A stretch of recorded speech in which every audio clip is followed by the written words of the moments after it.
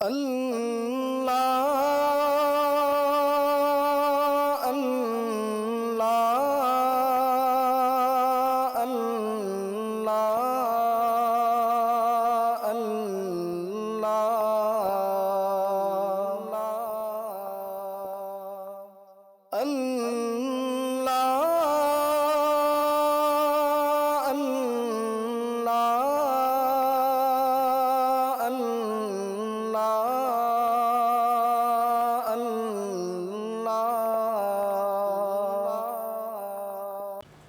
ناظرین گرامی، السلام علیکم ورحمۃ اللہ وبرکاتہ۔ میں ہوں آپ کا میزبان انصار عزیز ندوی، اور آپ اس وقت سیدھی بات چینل کے جاری پروگرام پیغام فرقان کی 124ویں قسط ملاحظہ فرما رہے ہیں۔ ناظرین گرامی، سورہ بقرہ کی دو آیتیں یعنی آیت نمبر 140 اور 141 کی ہم تفسیر پیش کریں گے۔ آئیے آیتوں کی تلاوت کر لیتے ہیں۔ اعوذ باللہ من الشیطان الرجیم، بسم اللہ الرحمن الرحیم۔ ام تقولون ان ابراہیم و اسماعیل و اسحاق و یعقوب والاسباط کانوا ھودا او نصارا قل اانتم اعلم ام اللہ ومن اظلم ممن کتم شہادۃ عندہ من اللہ وما اللہ بغافل عما تعملون۔ تلک امۃ قد خلت لہا ما کسبت ولکم ما کسبتم ولا تسألون عما کانوا یعملون۔ یعنی ترجمہ ہے، کیا تمہارا یعنی یہود و نصارہ کا دعویٰ یہ ہے کہ ابراہیم علیہ السلام، حضرت اسحاق، یعقوب اور اولاد یعقوب یہودی تھے یا نصرانی تھے؟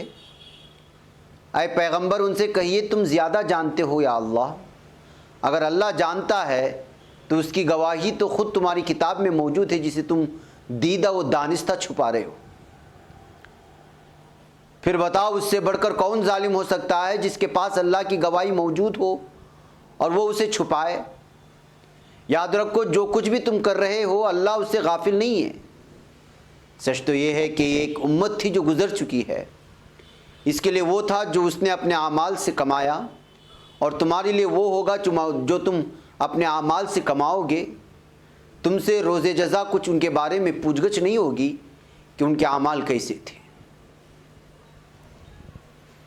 ناظرین گرامی، فرمایا گیا ام تقولون ان ابراہیم و اسماعیل و اسحاق و یعقوب والاسباط کانوا ھودا او نصارا۔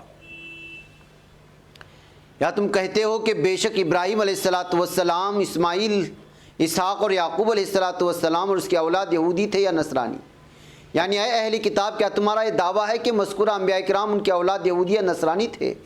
اللہ نے اس آیت میں صاف کہہ دیا کہ وہ دراصل اہل ایمان میں سے تھے، اور تم نے یہود و نصارہ کی جو یہ اصطلاحات گڑھ رکھی ہیں ان سے دور دور کا بھی واسطہ نہیں رکھا۔ عرض کیا گیا قل اانتم اعلم ام اللہ، کہہ دیجئے کہ کیا تم زیادہ جانتے ہو یا اللہ تعالیٰ؟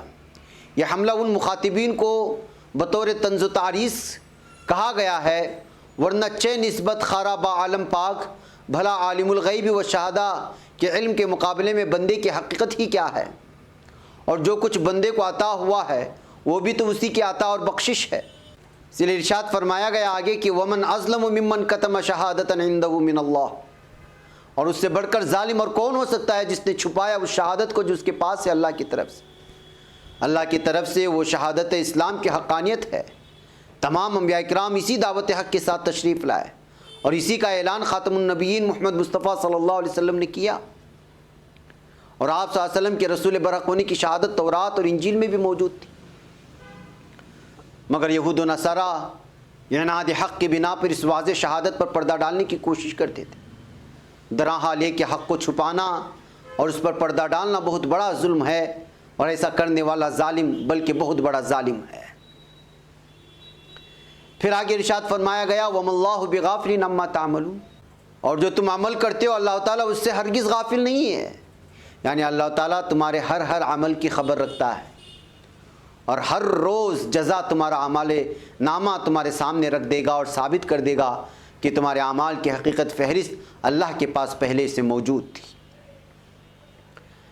ناظرین گرامی، صاحب تفہیم القرآن لکھتے ہیں اس آیت کی تفسیر میں کہ خطاب ان کے علماء سے جو خود بھی اس حقیقت سے ناواقف نہ تھے کہ یہودیت اور عیسائیت اپنی موجودہ خصوصیات کے ساتھ بہت بعد میں پیدا ہوئیں، مگر اس کے باوجود حق کو اپنے ہی فرقوں میں محدود سمجھتے تھے اور عوام کو اس غلط فہمی میں مبتلا رکھتے تھے کہ انبیاء کی مدتوں بعد جو عقیدے، جو طریقے اور جو اجتہادی ضابطے اور قاعدے ان کے فقہا، صوفیاء اور متکلمین نے وضع کیے ہیں، انہی کی پیروی پر انسان کی فلاح اور نجات کا مدار ہے۔ ان علماء سے جب پوچھا جاتا کہ اگر یہی بات ہے تو حضرت ابراہیم علیہ السلام، حضرت اسحاق علیہ السلام، حضرت یعقوب علیہ السلام وغیرہ انبیاء آخر تمہارے ان فرقوں میں سے کس سے تعلق رکھتے تھے، تو اس کا جواب دینے سے وہ گریز کرتے تھے، کیونکہ ان کا علم انہیں یہ کہنے کی تو اجازت نہ دیتا تھا کہ ان بزرگوں کا تعلق ہماری فرقے سے تھا، لیکن اگر وہ صاف الفاظ میں بیان لیتے کہ انبیاء نہ یہودی تھے نہ عیسائی تو پھر ان کی حجت ختم ہو جاتی۔